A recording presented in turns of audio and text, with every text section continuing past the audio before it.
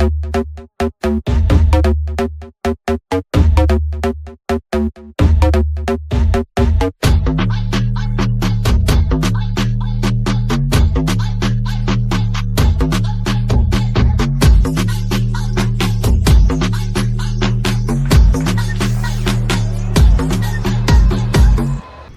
ialah hos anda pada hari ini. TV PSS Maula Studio membawakan khas liputan kejohanan akuatik MSS Negeri Melaka 2026. Kejohanan pada tahun ini berlangsung di Pusat Akuatik Hang Jebat Melaka. Untuk liputan kali ini, kami akan menemubual para peserta serta pegawai yang terlibat dalam menjayakan acara pada hari ini.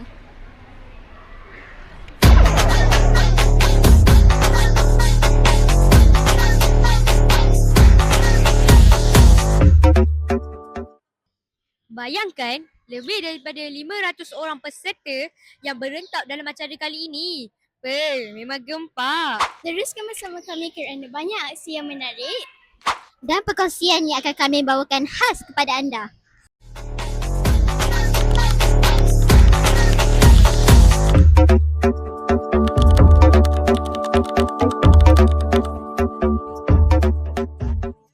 Raif, bagaimanakah perasaan anda pada hari ini?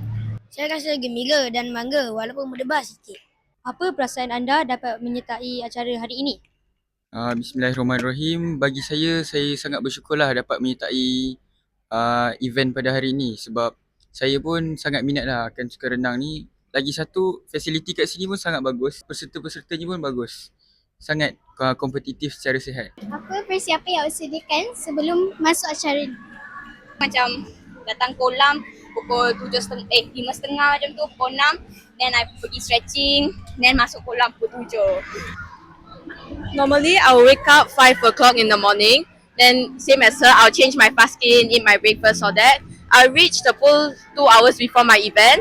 I do warm up at least like 3,000 meter, some stretching exercise, all that. And yeah, just get ready, mindset. For me, before this competition, I prepared like a few months earlier. I take care of my diet to not get injury during competition. For me, before my competition, I will train seminggu 8 kali.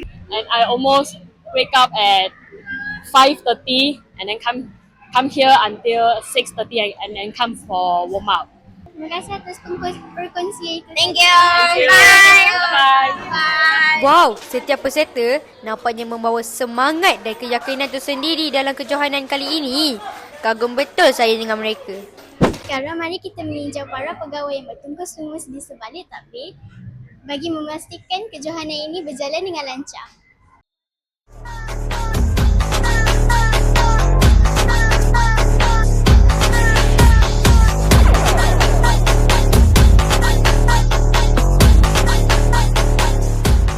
Bagaimana guru besar sebagai sekolah pengelola memastikan acara pada hari ini berjalan dengan lancar? Okey, terima kasih Adik Azad. Okey, baik.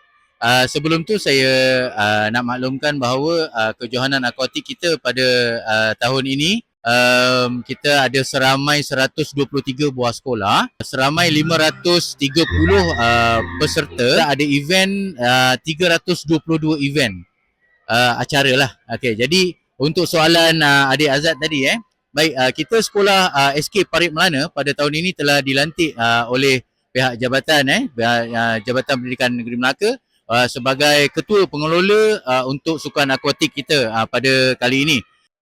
Jadi untuk melancarkan program kita pada hari ini seterusnya sehingga hari Khamis, saya selaku guru besar berhubung rapat dengan pegawai JPN serta PT Negeri Melaka dan bersama dengan sekolah-sekolah pengelola lah, sekolah pengelola bersama iaitu sekolah Sinwa, sekolah Cina Sinwa dan sekolah Tamil Durian Tunggal.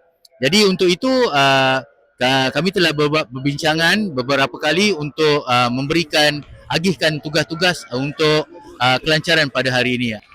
Alhamdulillah pada hari ini majlis berjalan dengan lancar. Alhamdulillah. Jelaslah bahawa kejayaan kejohanan pada hari ini bukan sahaja terletak kepada semangat peserta, malahan kerja keras para pegawai di belakang tabir. Nama kita pemenang bagi kategori renang bawah 12 tahun. Pada kemenangan hari ini, siapakah yang anda mahu berterima kasih sekali? Coach saya nama ialah Coach Chun Hao. Dan keluarga saya, kawan-kawan saya, supporter saya dan saya. Coach saya dan ibu bapa saya. Bersama kita, pemenang-pemenang acara renang.